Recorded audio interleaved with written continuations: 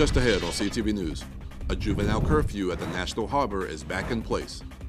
Plus, and here on CTV News, we're celebrating Black History Month, and today we'll be giving you a glimpse into Black education in the county's history. I'm Bryce Parker. We'll have that story and more coming up on CTV News. And we sit down with the county executive candidate. Those stories and more on CTV News, starting now.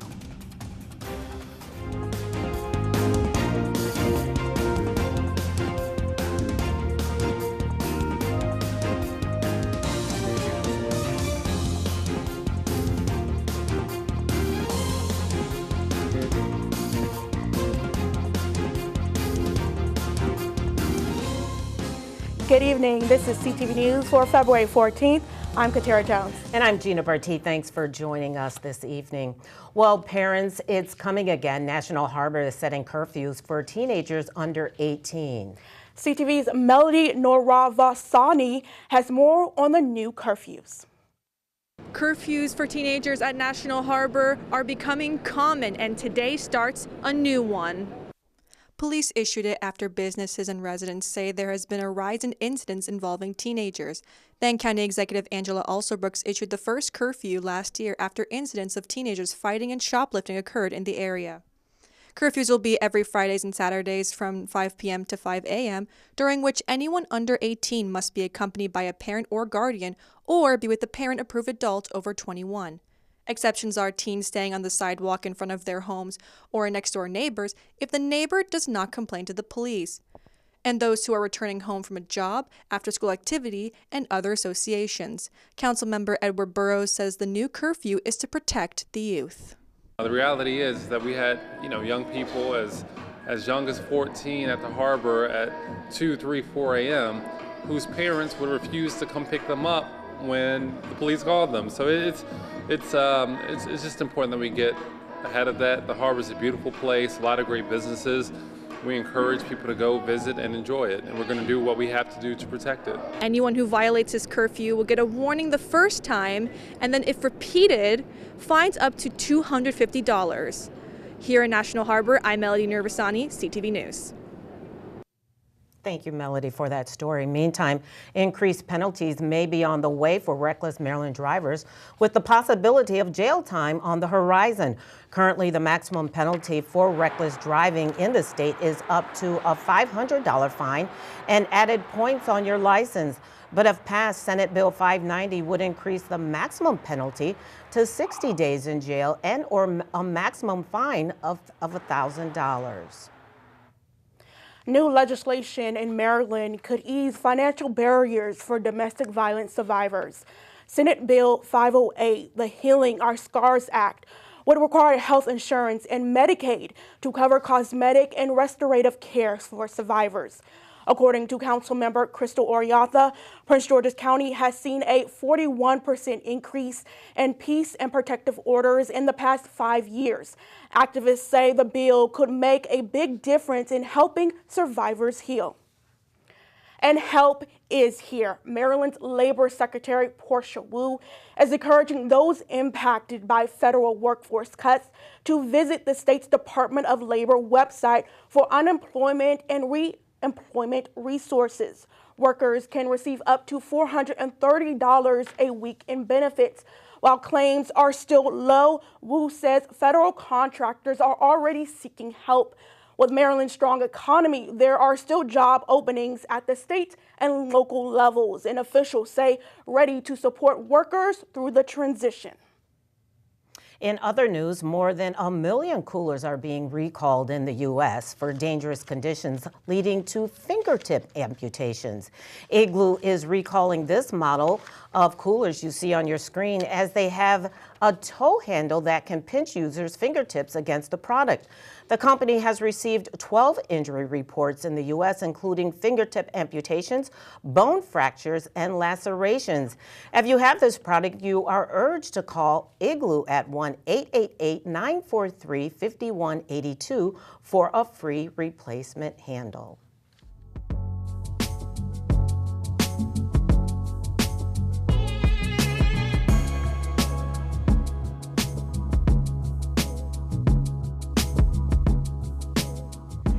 In the early 1900s, Julius Rosenwald asked Booker T. Washington what he could do to help the Black community. Washington's answer was education. Their partnership led to the creation of the Rosenwald Fund, which partially matched the funds raised by African American communities in the South to build schools which educated the children and grandchildren of former enslaved people. CTV's Bryce Parker brings us the story of a Rosenwald school that is very close to home. So because of Rosenwald schools, hundreds of thousands of Black families in the South, including my own, were able to seek education for the first time. Here in Prince George's County, 27 Rosenwald schools were built during the Jim Crow era. Currently, only 9 of them are still standing. The Ridgely Rosenwald School, located in Capitol Heights, is one of them, serving not only as a living monument of the county's past, but carrying the legacy of the pursuit of education into the future. We continually have people come here all the time for a visit, and they're able to say, my grandmother went to a Rosenwald school, or my great aunt went to a Rosenwald school, or I knew this about Rosenwald schools. And so like the lasting impact of Rosenwald schools is really still felt today. The Ridgely Rosenwald School first opened its doors in 1927 on donated land from Lewis and Mary Ridgely, a local Black family who owned over 50 acres of farmland in present-day Peppermill Village. Part of the funds, not even a major part of the funds, came from the Rosenwald Fund, but there was also money from the local public school board, and then the community raised funds and did hands-on work in building the property that their children would use for their educational purposes. First known as Colored School Number 1, Ridgely serviced 3 grade levels, teaching children not only educational skills, but also vocational trades that would change the socioeconomic status of their family's future. Preserving the history of the Ridgely Rosenwald School here in Prince George's County has to do with not just Black education of the past, but the present and the future, because we have to educate students and let them know that their future is built on those people in the past. Over 5,000 Rosenwald schools will be open throughout the South to provide educational opportunities for Black children. But the impact no one realized at the time was that it would create a platform for racial progress and civil rights leadership. As the history and the historic natures of the school came out, it was easier to connect with those people who received their educations here at a Rosenwald school. People like John Lewis, Maya Angelou, those people went to a Rosenwald school. That's where they were established in those schools. They had the foundations built at that school. And from there, they were able to soar. And so people can see them and see that education is truly the basis of success. The Ridgely site would be transitioned into a special education center for Black students in the 1950s. It then later served as a county bus depot into the early 2000s. But as we stand here today, the school has now been restored to its historic condition. The original desks, chalkboards, and even light fixtures still exist as they did almost 100 years ago, preserving just part of the rich history of African American culture in the county. That's why it's important to have these sites like Ridgely, important to acknowledge and celebrate Black History Month, important to have our annual Juneteenth festival. Like, we do all of those things, not just February, but throughout the year. In Capitol Heights, I'm Bryce Parker, CTV News. Tours are available at the Ridgely Thursday through Saturday, 10 a.m. through 2 p.m. Stay with CTV News as we bring you more Black History Month stories right here in Prince George's County. And you're watching CTV News. I'm Katara Jones. And I'm Gina Barty. Still to come, it's Valentine's Day, and we're celebrating the Day of Love. Our Michaela Newton is in the kitchen with more. All right, guys, so we are in the kitchen, and today is Valentine's Day, so we're coming up with some Valentine's Day drinks with Danielle Edwards from Beyond Happy Hour. You don't want to miss it. Stay right there.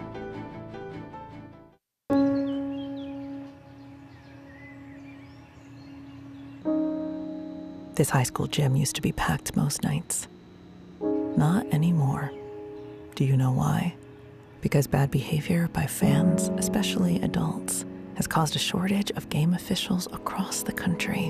You see, without officials, we can't have sports. Don't let this become reality. It's time for a change. Let's bench bad behavior for good. Welcome back. Prince George's police are spreading love and awareness to the county's older population. The department held a Love on Our Seniors celebration at the Cameron Grove Retirement Community Center in Upper Marlboro. The Valentine's Day event allowed police to talk to seniors about different scams that tend to target their community. Police want to remind seniors that sometimes scammers will call and pretend to be a relative, like a grandchild in trouble and in need of money. They say when that happens, hang up the phone and call that relative directly. This is all love on our seniors. And this is about giving our financial tips. So many times our seniors have become victims of crime, and we want to let them know these are scams. These are the types of things that people do to take advantage of them. We're talking safety tips. We're giving information on fire and things like that for general overall safety. If you believe you have been felt victim of a scam, police say give them a call and report the incident.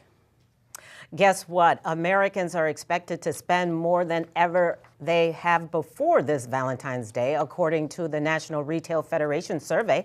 Lovers around the U.S. are expected to spend $27.5 million. I can't believe that, averaging nearly $200 per shopper. The average price for a dozen of roses is a little more than $90, a 2% increase from last year. The U.S. Bureau of Labor Statistics say inflation will raise the cost of going out to dinner as well, with prices being 3.4% higher than last year. Well, chocolate and candy reign supreme on this day of love. New data from the National Confectioners Association shows 91% of Americans will celebrate with something sweet, from romantic gestures to self-love treats. For the $8 billion confectionery industry, experts sales to jump 3% this year, with 92% of people saying they rather get chocolate or candy than any other gift. People are always super excited about their nostalgic favorites, but they're also looking to different innovative treats. And we are seeing a big, of course, chocolate is so connected to the holiday, but we're seeing Gen Z and millennials in general are really excited about these non-chocolate products, whether it's a chewy candy, a sour candy, a gummy candy. And so it's definitely translates into this Valentine's Day season as well. And if you're wondering what's inside those heart-shaped boxes, the top choices are caramel, chocolate-covered nuts, and a creamy chocolate center.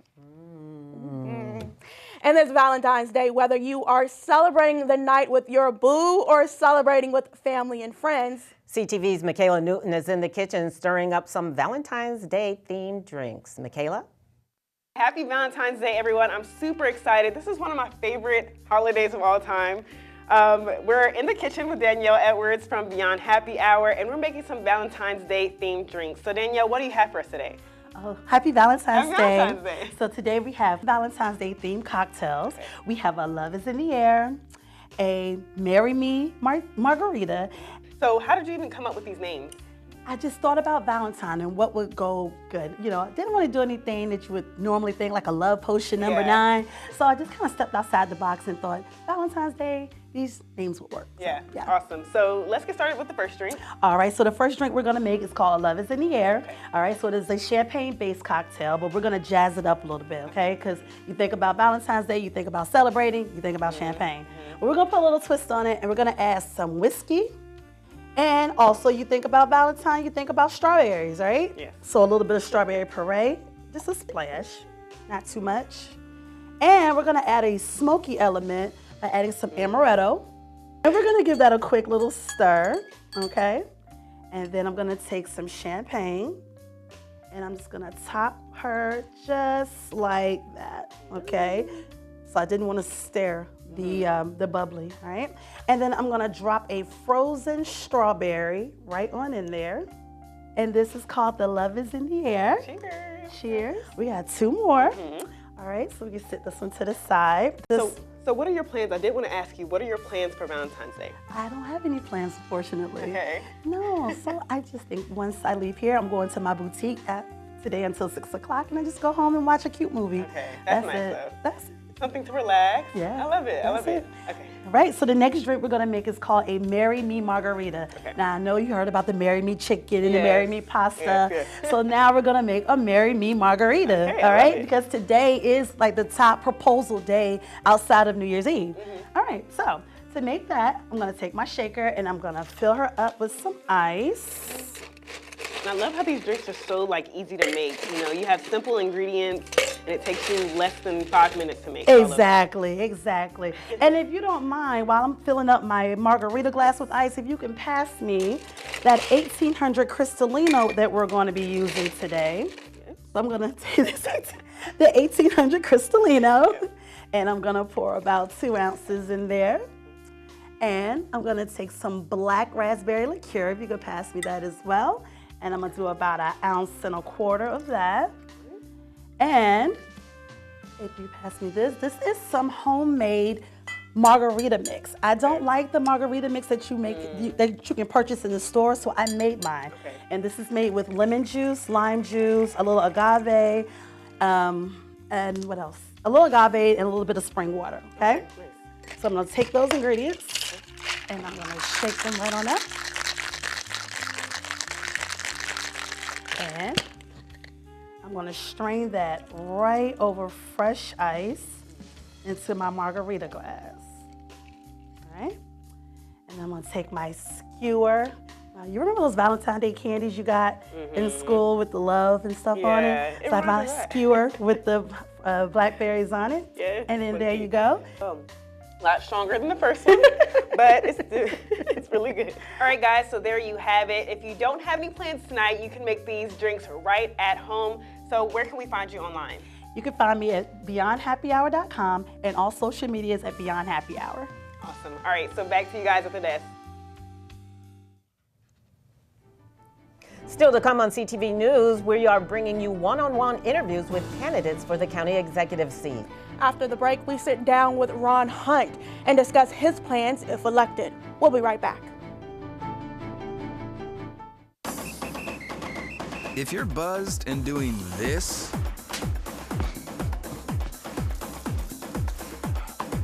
to make yourself feel okay to drive, CWX.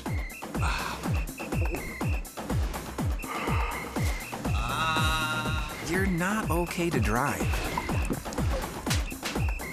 YGKLVW. Regular you.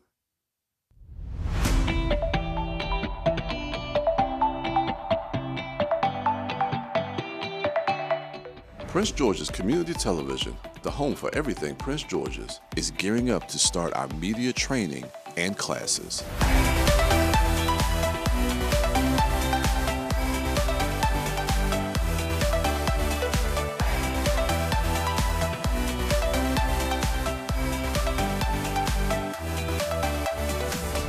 Come to PGCTV and get hands-on training in field production, studio production, producing and directing, podcasting, and video editing.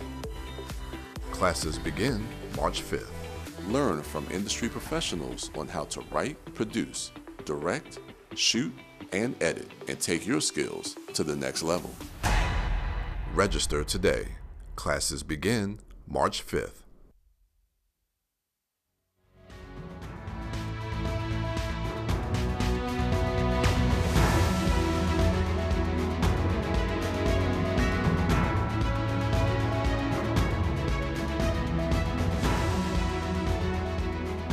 Welcome back. The special election for the county executive seat is less than 3 weeks away.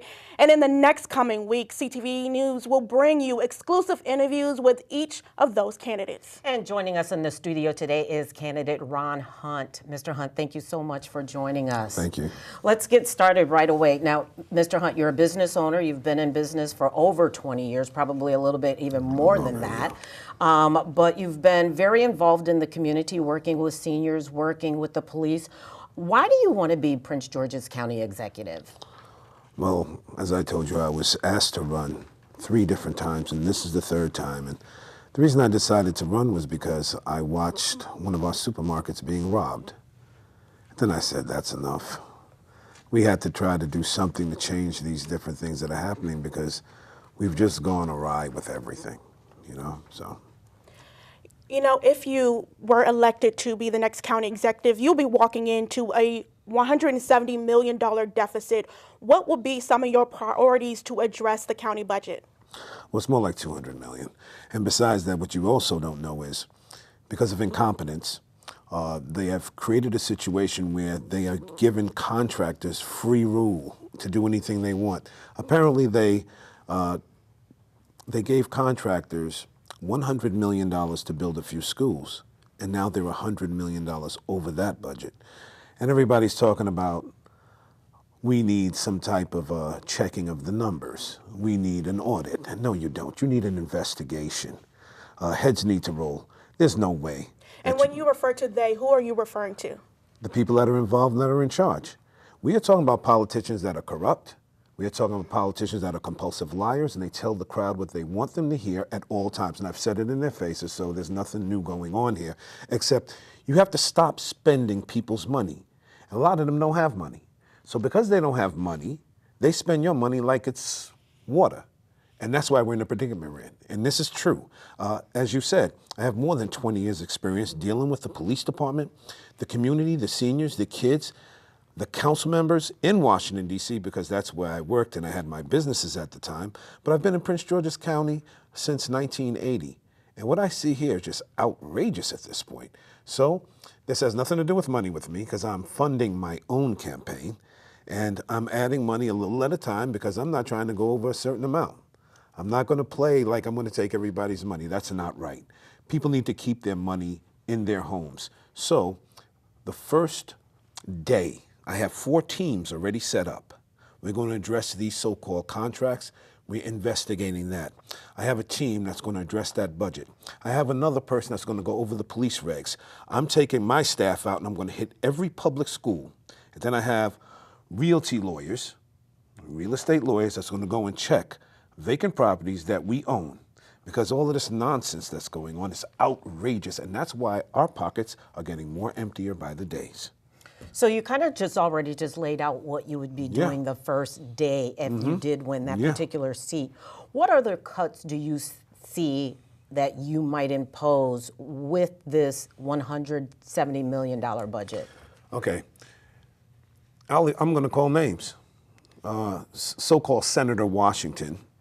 What he does is he says we need to have more commerce in Prince George's County, and then in the very next sentence he'll say there's too many gas stations coming in and too many Royal Farms. He got no applause with that. So the next time we had a forum, he said, now these vaping stores, our children. Well, if you have, I basically said, if you have a child, teach your child what to do and don't have to worry about it. That's a law-abiding store. Now, I don't agree with vaping and I don't agree with any of it. As long as it's law-abiding, it's fine. But I really want to get to the meat of it, Mr. Hunt, and if you could, you're speaking to your constituents right now. What services would you cut with this $170 million budget deficit that we're facing? Okay, this is the problem, and everybody doesn't understand this. You can't say what you're going to cut until you see what's going on, what they have done. There's no reason for us to be a $200 million deficit. It's not 170, I don't think. I think it's about 200 million. There is nothing to cut until we figure out what is going on with the money that's being wastefully spent, money that is being frivolously spent with friends of friends.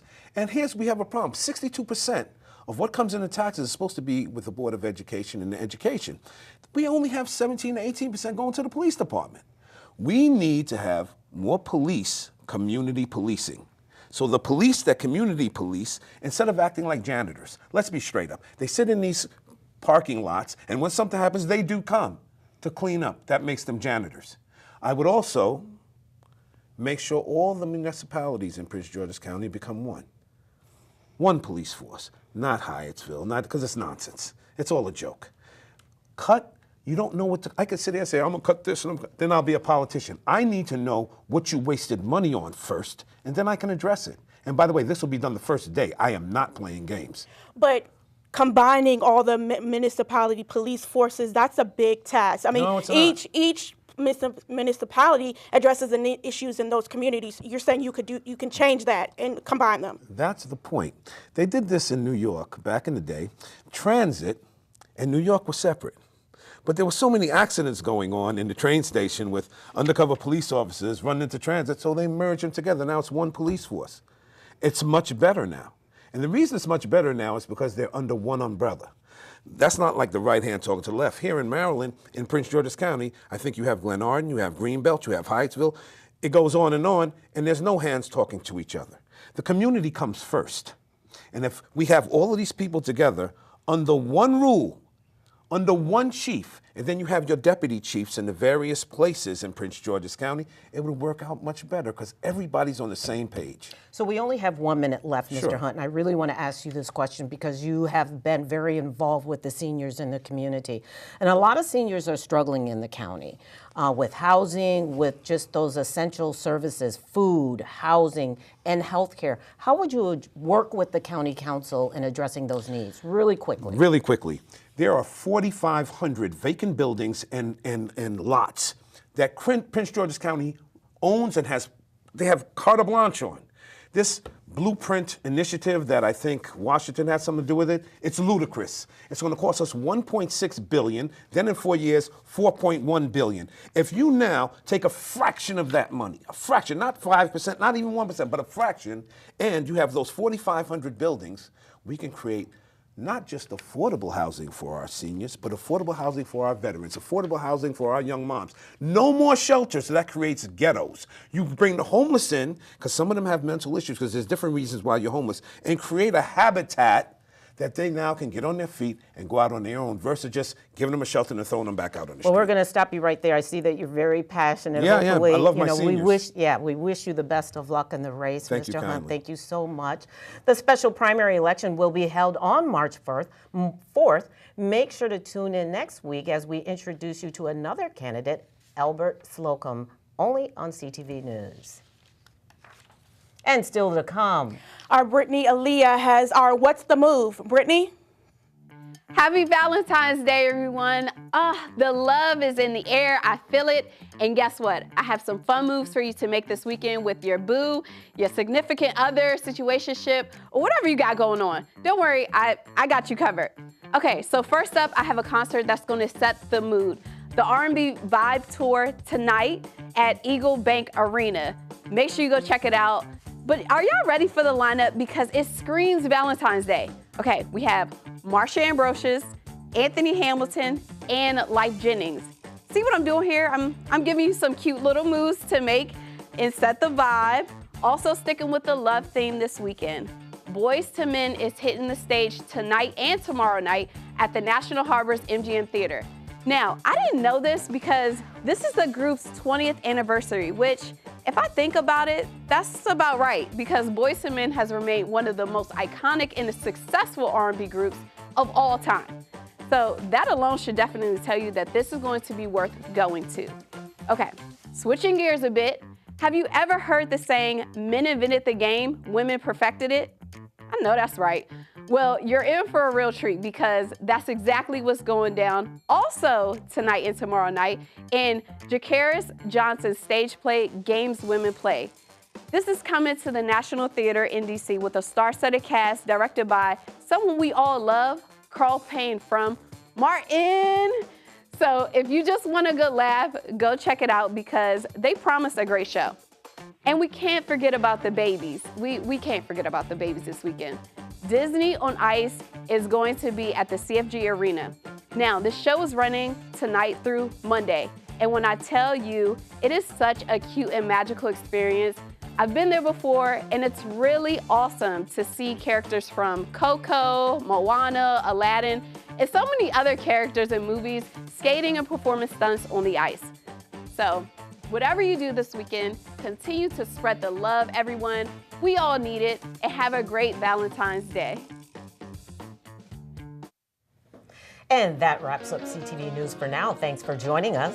We'll see you again next Tuesday. Good night.